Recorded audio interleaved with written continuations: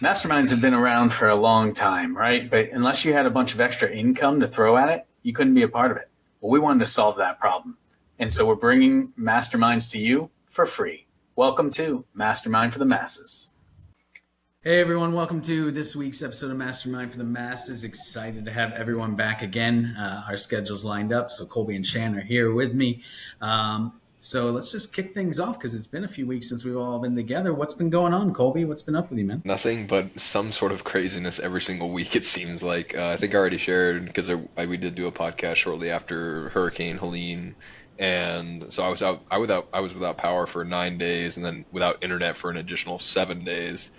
And then the following week, another hurricane was hitting Florida. And so I have family in the Tampa area. And so they all came up to my new home in South Carolina for about 5 days that following week.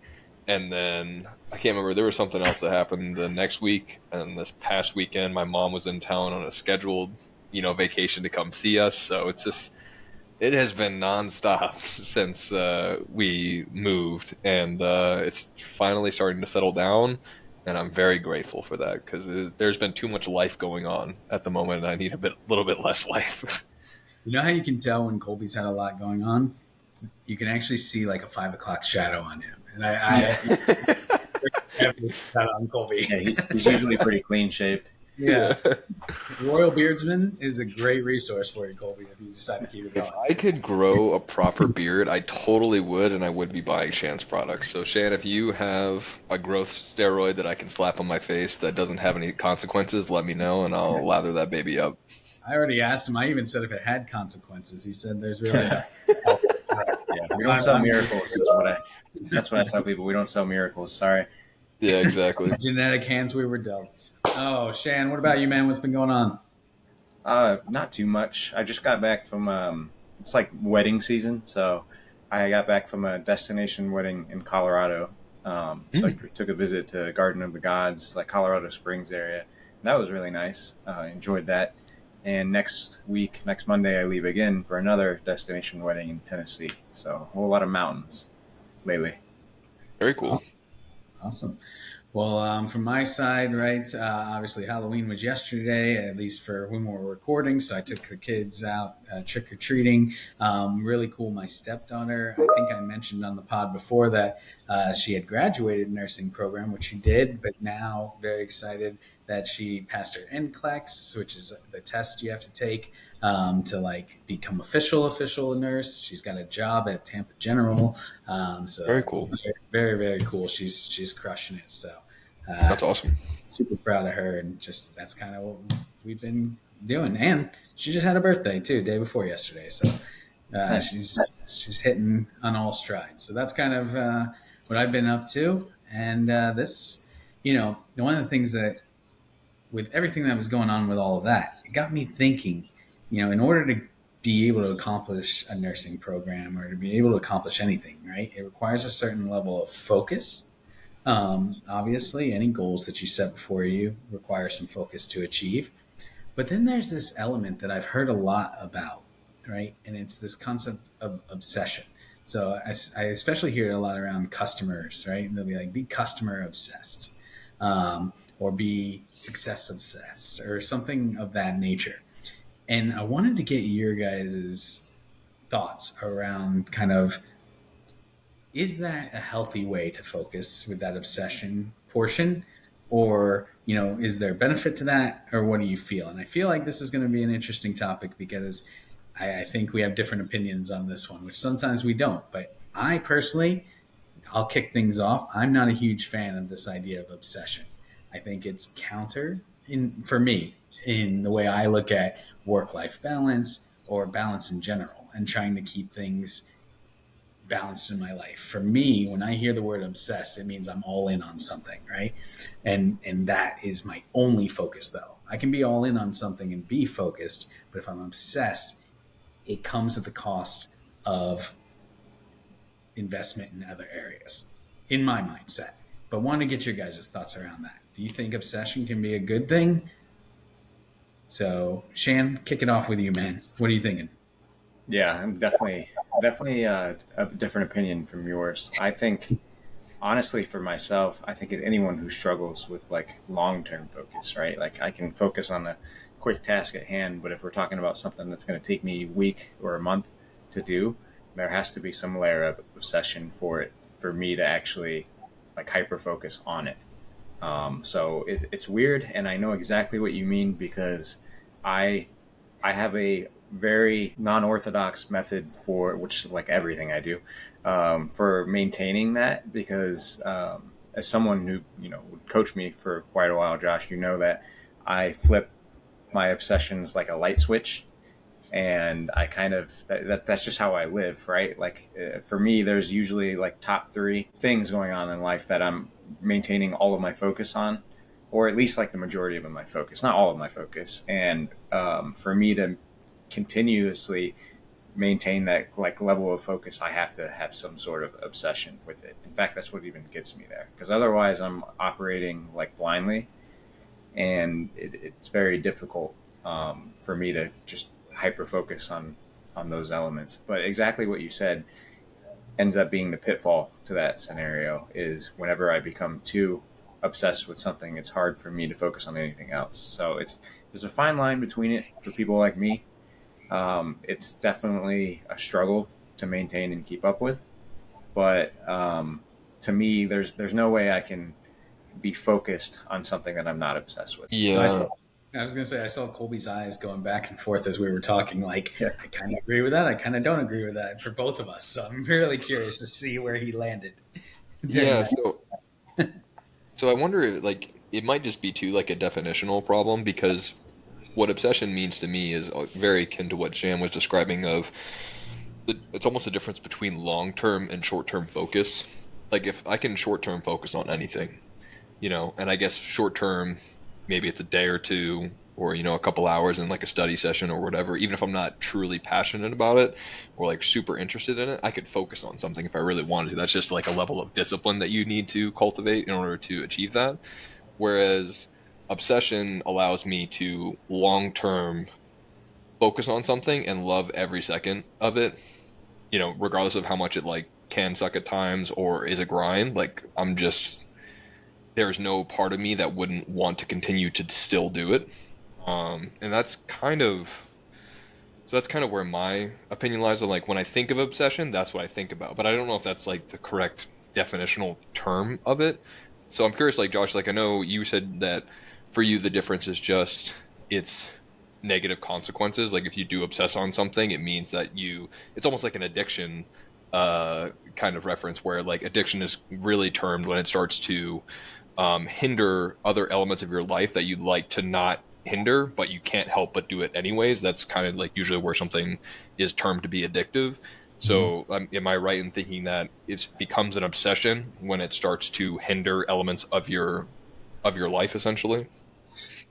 I think for me, it would become an obsession, at least the way that I think about it, or maybe an unhealthy obsession is the right way to say it, when you are so focused on that particular thing, so obsessed with that thing that you put it over every other item that you value as important, right? If you, so Mm. I've talked about this a lot, about ensuring you have your priorities in order, because then any other choices that you make, you'll always be satisfied with because you haven't sacrificed those priorities. So what I worry about sometimes for me when I think about becoming customer obsessed or something like that, customers, I want to provide great satisfaction for them. I want to make sure they have the best experience that I can.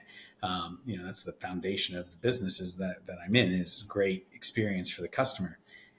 But in the same lens, that's not the only thing that I'm focused on in the business, and nobody can be, because you've got to focus on your financial metrics. You've got to focus on the quality of your product. You've Yep. got to focus on your service delivery, right? All of that may somehow impact the customer, and I get that point of it. So you're right. Maybe it is partially terminology than that, but I mean, you guys have known me long enough. You know that I maintain my commitment to accomplishing things over long periods of time. I think for me, it's more of a combination of really four main factors, right? It's my interest in doing something. It's my belief that I can do it. It's my ability to endure during the different difficult times, and my ability to be patient when I'm not seeing the results at the same pace that I want. So those four things allow me to stay motivated. And I guess my strategy for that is, I may have a dip in my patience at some point, but if I can keep those other three things going, the endurance and the belief that I can do it and the interest in accomplishing it, it makes up for any of the lack of patience I have. And the same is true for any of those. So as long as I can keep those four elements summed up to enough to keep me willing to put forth the effort needed to move the needle forward, for me, that's how I maintain long term focus. But I wouldn't ever classify it as an obsession, because I can't think of me saying, okay, well, I'm so vested in this thing that I'm not going to consider the other items and be willing to throw that to the side if I need to.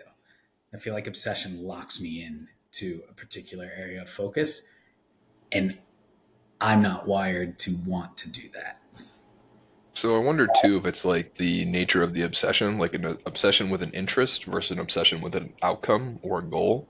I think is also, it seems like to me, part of that. Like if I'm obsessively interested in, let's just say hockey, right? I think you're right that I think there is a next level of unhealthy obsession where it cannibalizes the rest of your life and in ways that even you yourself would agree isn't what you desire. But I guess like to me, like if I say like, oh, I'm obsessively interested in hockey, it's like any free time I might have, I might be, I'll look up some YouTube videos and I'll watch how to like do some sort of action in hockey better. I want to watch professional hockey games more frequently because I'm enjoying the game, right? It starts to like creep into a lot more of my life because I'm now very interested in it. Whereas of like if I was just kind of like a casual fan, I probably wouldn't look up YouTube videos. I probably wouldn't care about watching, NHL hockey games. I'd go and play and then I'd kind of be done with it and it would kind of just be like it's a nice addition, but I'm not like obsessively interested in the activity or the for like the interest slash hobby. Whereas like I do agree with you in terms of like obsessing over a particular goal because like I think when I don't know because when I hear the term over your customers, it's almost like obsessing a value and it's putting a value at the top of the hierarchy and so it governs all of your other decisions. Whereas like I've just never even thought about obsession in that way because it's just not really been my thing. It's more like to me that's more so it's like that isn't about obsession, is what you're valuing as a company and what are your important values and how do you structure them. So it's like I don't know. I guess I just like I've never really thought about obsession in this manner, especially when it comes to how it influences your other choices in life. To me, it's always just been about what am I really interested in doing from a personal growth perspective, from a outside of work perspective, or even inside of work, right? Like if I'm obsessed about, you know, pushing my career in a certain trajectory, that is, I guess, more akin to what you're talking about with being customer obsessed, because I do have a goal in mind and I'm going to do everything I can to get to that goal.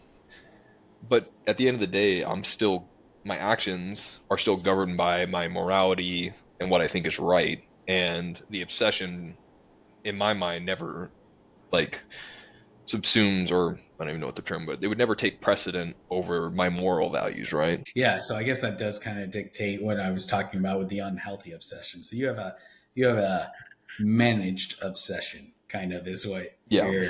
you're talking about. I'm curious because I got to thinking about this. Right, I'm substantially older than both of you. I wonder if it starts to. I wonder if it starts to fade away because I'm trying to think of, when I was younger and kind of diving into things, was I more prone to being obsessed with the results or obsessed with that moment in time? Um, Mm. and as I've been successful over time, I wonder if now that I have a track record that I built and enough confidence and belief in myself that obsession to achieve has become more of a balanced focus for me. I don't know. Do you think it matters where you are in the phase of your life, or do you think you're going to be as equally obsessed? Like Colby, you're still pretty young, so maybe I'll throw it to Shan on this one because he's in between us, right? Damn. I know. Sorry, not to call you out, but you know, when you were 18-year-old Shan and getting beardsmen and doing your arbitrage and all of that stuff, right? Um, do you feel like you had a stronger obsession than maybe you would today, or do you still feel like you operate the same way you did then? Well, I wasn't 18. I definitely don't want to dispel that I was like hyper focused on business at 18 because I didn't start that until about 23, 22, Gotcha. 23. So much But I later. will. Yeah, right. Well, honestly, my focus was completely different then, Gotcha.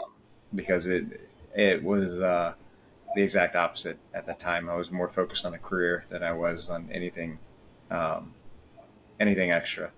But to kind of answer your question, I don't know. I really think it comes down to strategy. Now that you kind of talk about how you handle obsession, how you handle focus, because there are times in my life, like right now, honestly, where I'm not really obsessed with anything.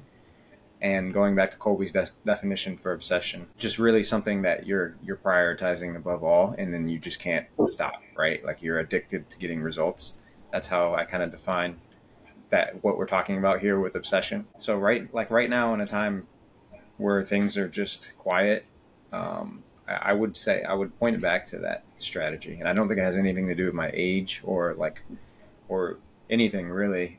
There's just points and times where when stress is high, you're able to kind of dial that back, or at least like I am, and you can kind of plan out your next obsession because that's what I've lately been doing.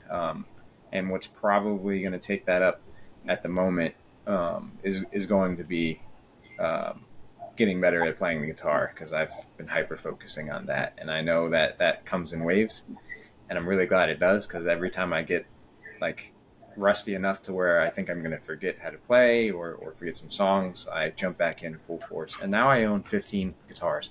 15 guitars, guys. I literally bought like 7. It's a whole different story. That's another entrepreneur move that I'm trying to make. But more of the story is kind of going back to your question.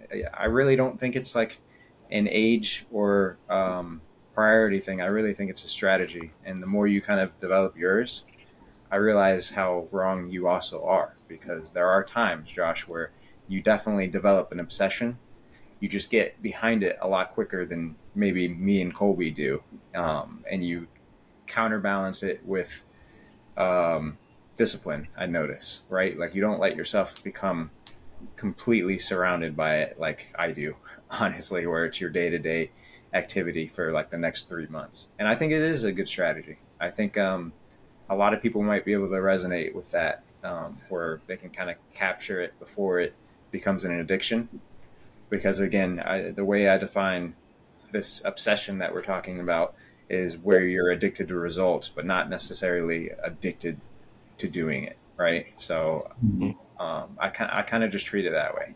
And I don't know, what are your thoughts on that as like a strategy that you're able to kind of recoup it and dial it back whenever you notice it might become an addiction? Yeah. So, I mean, my initial thoughts is you throw in saying I'm an obsessive guy because I called you older.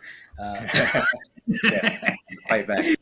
no, but I can think back to sometimes, you know, when I was pitching one of my software ideas to you and things like that. I do dive in Oh, pretty you were deep. definitely obsessed at the time. Yeah, I mean, I dive in pretty deep, pretty fast. But to your point, right, I balance it. I try to balance it out. So I'm I'm wondering, and Colby, maybe you can help me think this through. Is obsession singular, or can you have multiple obsessions simultaneously? You could have Right. multiple obsessions for sure. At So if least you can that's have my opinion. yeah, so if you can have multiple obsessions, maybe that's the way that I handle things, right? Because I have my priorities, and I don't sacrifice those. So Kind of like what you were talking about, Colby, with the ethics side of things, right? So you have this obsession, for lack of a better term, of maintaining those. You're not going to Hmm. compromise that. Yep. But simultaneously, you have an obsession of either growing your career or achieving a goal. And so maybe one of those high performance hacks we're always talking about is to not have a singular obsession. Well, that's why, like, if you look at that, that's why I define it that way, like addiction to results. Because think about anything you enjoy doing, you don't necessarily, most of the time, you don't enjoy actually doing it. You enjoy what the end result is. So, like Kobe playing hockey, right? Like, he's probably addicted to getting better, winning, and developing his skills. Like, not necessarily the actual like endurance part or like the physicality behind it. Same thing with like yourself, Josh. Like you're generally addicted to providing results to a customer or like satisfaction, right? So that's probably why your obsession is expanded, and it doesn't look like you might necessarily be obsessed with one thing like Colby and I, because yours is a little bit more broad. But I don't know. I think when you ask that question about it being singular or plural, that's where my mind goes, is the addiction to the end result or the addiction to the outcome. But go ahead, Colby. You were going to say something. Well, yeah, I mean, I think just to touch on real quick about what Josh was saying about as you get older to become, is it kind of natural to become less obsessive? I think people just become wiser in the guardrails that they implement around their obsessions. I think you learn, like to your point, Shan, about being obsessed with results. You do that enough times and you start to realize how empty you feel after achieving the result. And you realize, as numerous people have pointed out, I'm not, a genius here for pointing this out.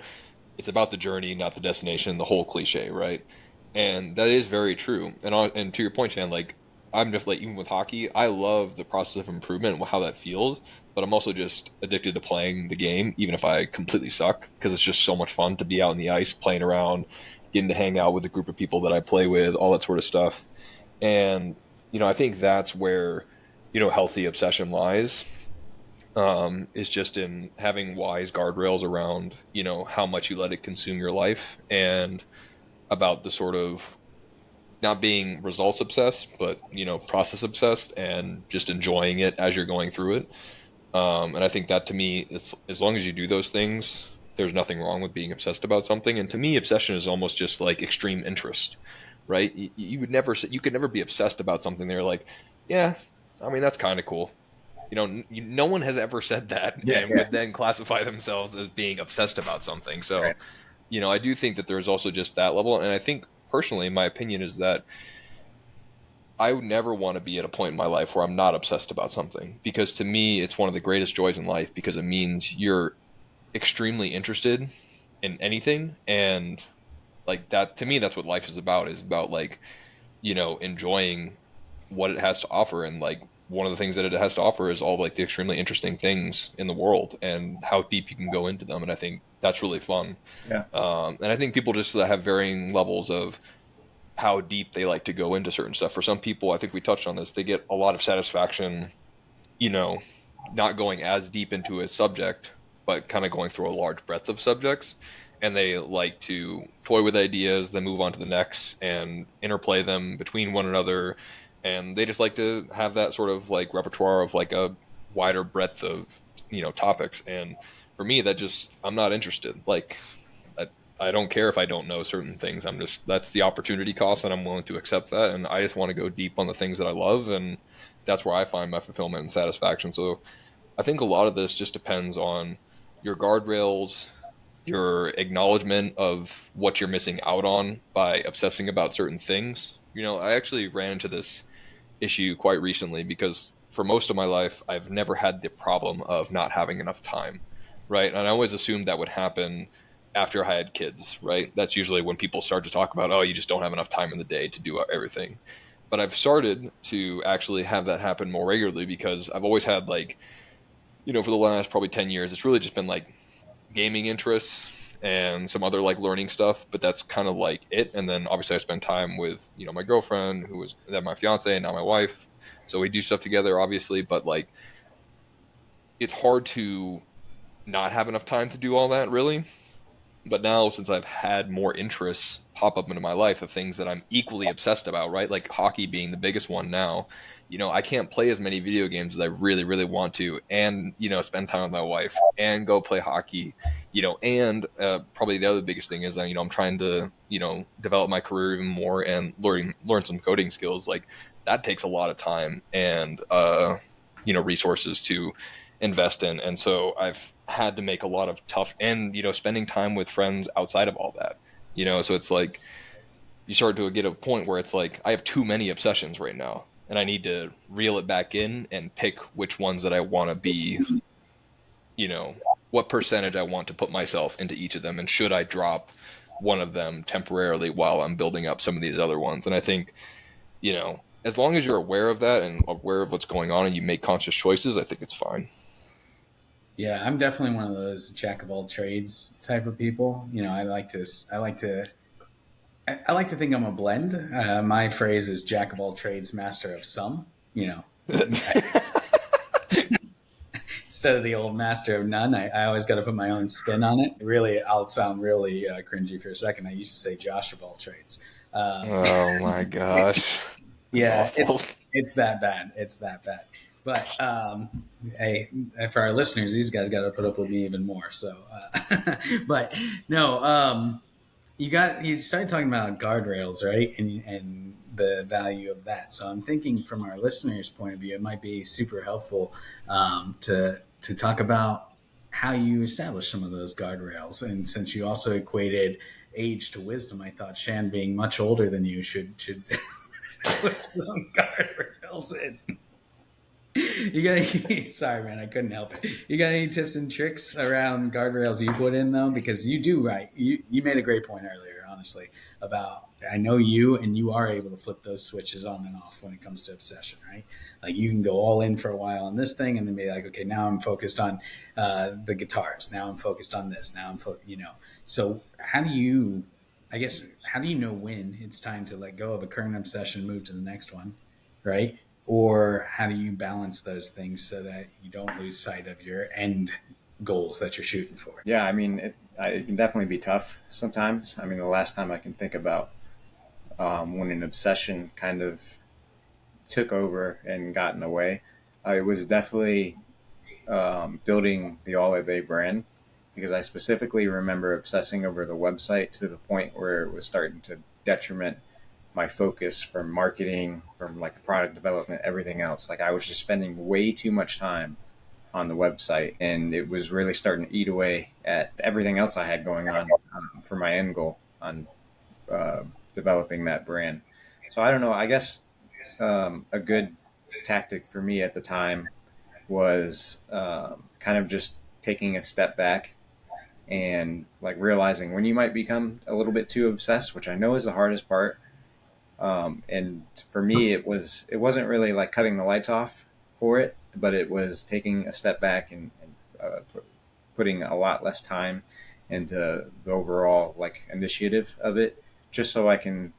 I don't know. There's something about looking at it from a distance to when you start to realize, okay, like actually the website's not even that big of a deal. I need a solid marketing plan. Like, where am I even going to advertise this? Like a lot of the questions start popping up whenever you kind of take yourself out of that bubble. So for me, and it's even the same thing right now. Like when I start playing the guitar and I might pick up too many, I'm starting to build and flip them, right? And I've realized maybe after buying seven, like last week, because I literally bought seven new ones, I should take a step back and let some of them sit. Put them up for sale. I should like create the listings, take some nice pictures, focus on how I'm going to do that, and then watch how it goes. And I haven't bought one since. I haven't even looked, but I have sold a couple. So like it's been a really good tactic for me to kind of just back myself up and recognize when I'm definitely getting obsessed, because I was getting obsessed. I probably would have bought 20 if I didn't slow down, for sure. So for me, it's that tactic has just been kind of backing myself off when I realize things are getting hot. Now for identifying that, that's a whole different animal for sure. I'm sure a lot of people deal with that in terms of work, right? Because most people I talk to who have obsessive traits, or at least like they're falling into something in an obsessive habit, it's usually work related. And I know it's harder to take a step back from that, but you could probably at least like mentally take a bit of a step back and be more of a fly on the wall in meetings, be a little bit less persistent and volunteering to do something. Maybe dial back those non-voluntary or non-mandatory overtime hours. That for me, that's honestly what works for me. But I'm curious to hear what you guys Yeah. use as a Well, strategy for that. since I'm substantially older than you, I'll throw out my wisdom on Substantial. that one, on, on that identifying one, right? So for me, what I've really come to learn is I try to always look at the ROI, the return on investment, right? And what I mean by that is there's lots of things involved when you are trying to either practice entrepreneurship, be successful in your career, be successful in your personal life. There's so many facets of it. Colby was just talking about all the things that he's balancing right now. And some of those things give you a great return just because they're fun, right? Like the hockey side of it. Like, I don't think Colby has any aspirations to play for the NHL, but he loves doing it. So he's getting a great return on it. But there are things, especially when I think about like some of the entrepreneurship things, like one of the things I'm not as good at is the marketing side of things, right? And creating the social media posts and scheduling those and that type of thing. I use tools to help me with that, but even that still isn't to the caliber that I would like. So one of the things I try to do is look for other people that love that type of stuff and surround myself with other types of resources, because if there's somebody that absolutely loves marketing, who knows, maybe they're obsessed with it, right? I would much rather possibly give them some kind of compensation to handle that for me rather than invest my time in it, because I want to lean into my strengths. I want to do what I'm good at, what recharges my batteries, because that's going to keep me motivated. When I have to drain myself doing a task that I don't enjoy, I find myself wanting to put it off, which then makes me not take action, which demotivates me, and ultimately my results suffer, right? So I guess what I have tried to do is let people do what they're great at, right? And stop trying to force myself to be great at everything. So that's goes back to what I said a second ago about jack of all trades, master of some. I'll be a master of those things I enjoy, right? And I can dive into. But there's things that I don't want to be a master on. I want to kind of understand it, especially from if I'm taking an entrepreneurship lens or a leadership lens. I need to know what's going on. I need to have a broad understanding.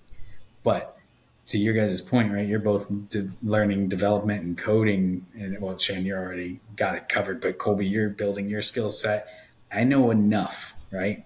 But it's not something that I'm so passionate about that I'm going to dive into. I'd rather come to one of you guys and be like, "Hey, I got this cool idea. You want to work on it together? Yeah.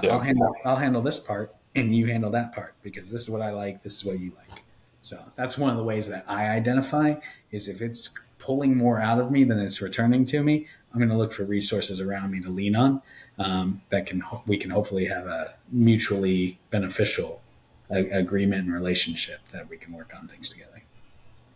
Yeah, something that comes to mind is just you got to choose your obsessions carefully, because you only get to have a couple in life that really get to take up a lot of your time, especially when you're talking about ROI, just from like a fulfillment, enjoyment, happiness perspective, regardless of like development, right? Like if you ask yourself if money and, time wasn't an issue, what would you be doing right now, right? Like what would you find the most satisfaction in, right? Hockey would definitely be still on that list for me, right? And I think you should identify those items in your life that you truly love doing, and that should be your obsessions that you do in your free time. But then you still have to acknowledge that there are other priorities outside of that in your life, right? Because time is a thing, obligations are a thing, and you do need to take care of those.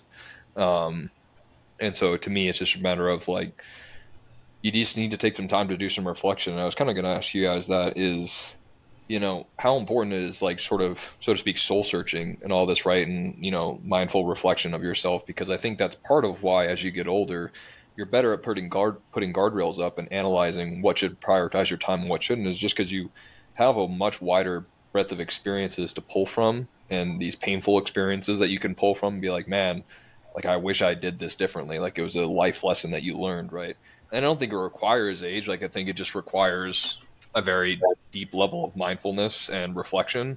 And it's just a really hard skill to develop, because it takes, to what we were talking about earlier with, prioritizing your time.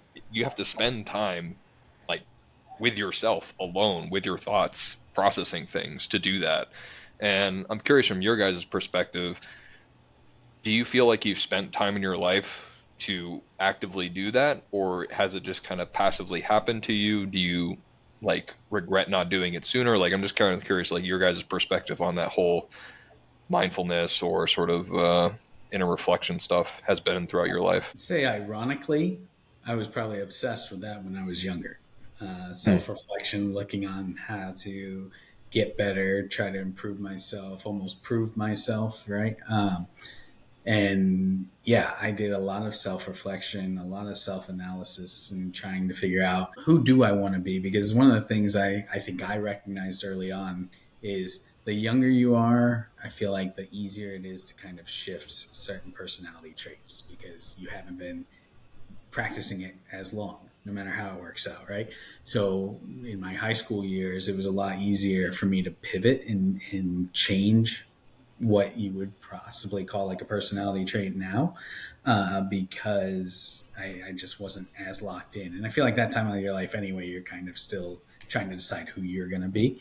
And for me, I was very grateful that I was reflective at that point. So I'd like to think I'm still reflective, but I can tell you I'm not at the same level that I would have been back then, because I think I spent a lot of time up front trying to figure out what path, what way was I going to go.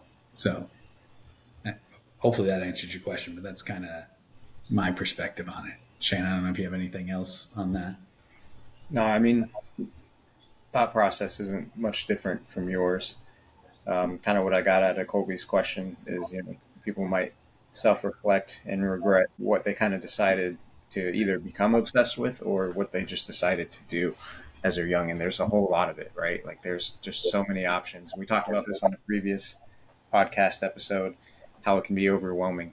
And I guess I just luck out where I kind of, again, when it comes back to like the end result, like for me, I don't have a lot of areas where I'm keen and just completely like constrained on. But I guess one of them would be like I like to, again, you guys hear me say this all the time, but I like to monetize my free time without it taking a lot of like detrimental time away from my family or whatever other hobbies I have going on.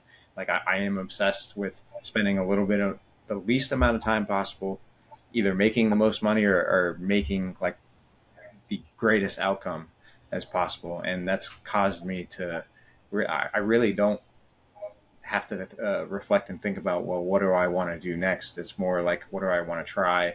Or like, what am I going to do today that I might just get a little bit of like sparkle or a little bit of taste or flair and then develop that into an obsession. And never have I really thought like, man, I shouldn't have just woke up that day and decided to do this. Like it's just all kind of fallen in the hand. And I think it really comes back. There's an interesting theories and concepts on like the law of detachment. And I think it's very different from obsession, right? Because basically how the law of detachment works is like if you have an outcome in life, if you have a goal, if you if you really want something very specific, you can detach yourself from either the process of getting it or the idea of having it. Just completely remove yourself from that, but like trust the process and that that you want the outcome, and life will kind of get you there naturally. Because again, if someone really wants, I don't know, if someone really wants to play professional football, and they're obsessed with the process of getting better and so on and so forth, they're probably going to have a good shot at it, right? Like they don't really have to focus on um, like knowing like the exact right amount of people or like a lot of like smaller statistics that just get in the way, right? So when Colby asked that question, that's immediately what came to mind is like that law of detachment, because there has been times in life where I haven't um, become so obsessed with getting there and just like let things naturally happen and just kind of trust the process where it honestly doesn't even shock me anymore when I get to that end result. So I think a lot of people who get caught up in that attachment and they can't really think outside the box, they can't really take that step back because again, it's not obsession, it's attachment to where like it requires a lot of their emotional presence. It becomes way too difficult kind of to reach that outcome. And I think that's kind of where I'm at with Colby asking that question. I think a lot of people get stuck in that trap for sure. And when we're talking about obsession, like that just ends up being kind of the end result whenever you do get caught in that. If that makes any sense. Colby, you muted. You muted. Whoops. No, yeah, that makes a lot of sense. And yeah, I was just curious because, from my own experience, more like Josh, I would say here, and honestly, it sounds like even you too, Shane. Like kind of early in life, you spend probably like when you're in high school and getting into like the college age years, even if you're not in college, like you really start to realize that you kind of got to figure life out, and you're trying to like figure yourself out and what you actually want. That's such a hard thing to do because you don't have any experiences really to even pull from to even kind of know Yeah. what the heck you are like trying to do or want to do. And I remember that was just like a super confusing time in my life, but I don't think I've still ever gotten to the point where I'm like, yep, figured it out, I could just keep on chugging on, and that's Me something that neither. I've definitely struggled with, and I'm sure it's the same for you guys too. It's just I always keep trying to, every so often I'll think like, am I doing things right? Like, am I prioritizing the right things? Like, am I making the most out of life? Because like, I don't know about you guys, but that's always been a really important question to me, just because life is so short, and you just don't. None of us feel like we have enough time to really experience everything we truly, really would want to. And yeah, it's just, especially the older I get, still younger than you guys, but the older I get, I realize more and more just how fast time is going. Like the fact that I moved here and to South Carolina, and it's been 8 months already is wild. Like I cannot believe that at all. It's going to be 2025 next year. I moved at the beginning of 2024, and yeah, it's just crazy how much time flies by. Each week just goes through like nothing, just like a butter knife through butter. It's just like super easy. I can blink and it's over. Um, and so taking that time to reflect and just be like, what are my days like? Am I enjoying my time at work? Am I enjoying my time after work? Am I enjoying time with with my wife, with, am I talking to my family enough? All these sorts of things. And you know, I wanted to highlight that just because I think it's so important, but I think unfortunately for a lot of people, it just doesn't become a priority for them to start to think about that. And I think for, some legitimate reasons, because I think when you start to ask yourself that question, you might need to make some pretty major changes in your life that a lot of people are pretty terrified to make. Um, but yeah, really appreciate you guys' answers because I was just curious if that was like a commonality because I do think I've noticed a trend with people where it's like it seems like the more reflective you are with your life, the more likely you are to end up being fulfilled, and the less time you spend not even caring to ask that question, the unhappier and less fulfilled you are. I don't know if you guys agree. Yeah. Yeah. I do agree with that. Yeah, no, it makes a lot of sense and kind of leads me into what I'll call my final thought for today, right? Is that that reflection is key. I think one of my strengths, which sometimes comes with a detriment, is I don't spend tons of time over analyzing my reflection. I reflect, I come to my decision, and I act quickly. And I think that goes back even to a little bit earlier, right? When Shannon and I were talking about the software that I was developing, we both kind of alluded to the fact that maybe I was obsessed in that moment and thinking through this conversation. I don't know if I would classify it as obsession or if I would call it laser focused, right? Which I know maybe is along the same lines, but for me, I guess the difference is again, it wasn't to a detriment of other things, and it also isn't a sustained thing over time. Like an addiction slash obsession, I feel like maybe is something you stick to for a long period of time. Whereas I tend to hit the ground fast, running fast, but then I really start to figure out how that balances with everything else and maintain a long-term focus on it. That's why every week I remind everyone to make sure that they share this podcast with their friends, because I am focused on ensuring that happens. But I think yeah, right. I know. I think if I were truly obsessed, though, right, that is all I would be posting. That is all I would be doing. I would be posting up flyers across town, right? Whatever it took. I'm committed to it, but to Colby's point earlier, I've got a lot of things to balance, and in order to do that successfully, I have to weigh and measure that ROI, and that's what gets me thinking about, am I the best suited for this role, or should I lean on resources around me, friends, colleagues, or business partners, or even employees, to help me accomplish the goals that I can by leveraging the strengths that they have and letting their quote unquote obsessions drive us forward, right? So it's kind of my final thought. But Colby, what you got, man? I kind of just stood on my soapbox for a little bit there, so I'm struggling to have something else. But no, I would just say in general, I think Josh brings up a really valid point about the dangers of obsession and how it can lead to really disastrous results in your life. But I would encourage people who have never been obsessed about something to try and get obsessed about something, and just because I don't think the answer to having a healthy relationship with extreme interests, so to speak, is to avoid ever becoming extremely interested in something. You should just become more adept at dealing with your emotions and your reactions to things that you are extremely interested in, because you can't develop that maturity and wisdom without really ever experiencing it. And I would just say that I was like, if you've never been truly, if you're more of a jack of all trades, master of none, and not some, I would encourage you to try to become a master in some, like Josh is referencing, because I just think that you never really know if that's your thing until you try it out.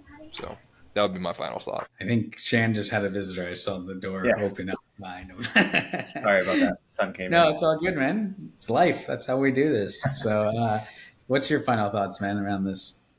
I would back 100%. Colby just mentioned. I think actually obsession is one of the key ingredients to high performance. I think it's really hard to perform at a competitive or impressive level without having some sort of obsession. But what I did learn about this podcast is really the difference. I really haven't focused on this before in life, but to me, there's a big difference between obsession and attachment. And I've learned that we're trying to battle for how obsession can be a good thing, but also a bad thing this entire podcast. And I've realized that those Susan and Larrys that at work that just seem so obsessed that they really don't have a private life, and they're so work oriented, or they're so career focused that it just seems miserable everything else they do, but they're passionate about what they do. I reflect back, and I think that might be a form of attachment that really is caused them to become overly obsessed. So I think for my final thoughts, there's a big difference between attachment and obsession. And I think all three of us are able to take that reflective step back when we're too focused on one thing that's starting to be detrimental. I think we all kind of understand the differences between those two. Because again, I strongly believe in anyone who hasn't caught up on the law of detachment, they really should take a look into it, because it really could change your perspective on a lot of things, and it gets you better at kind of trusting the process and trusting your internal soul that what you want in life, and as long as you're committed, and as long as you're able to become obsessive in a way that Colby just kind of described, I think you'll find it pretty surprising how those end goals will come a lot quicker than you think in surprising moments. And for all of our Susan and Larry listeners out there, feel free to put in the comments how you feel about Shan's name choice there. No, I heard that from someone else, so don't shoot the messenger. Fantastic conversation today, guys. Continuing my obsession / laser focus. Please do share this pod with your friends. Make sure everybody gets the benefit. And we'll see you next time on Mastermind for the Masses.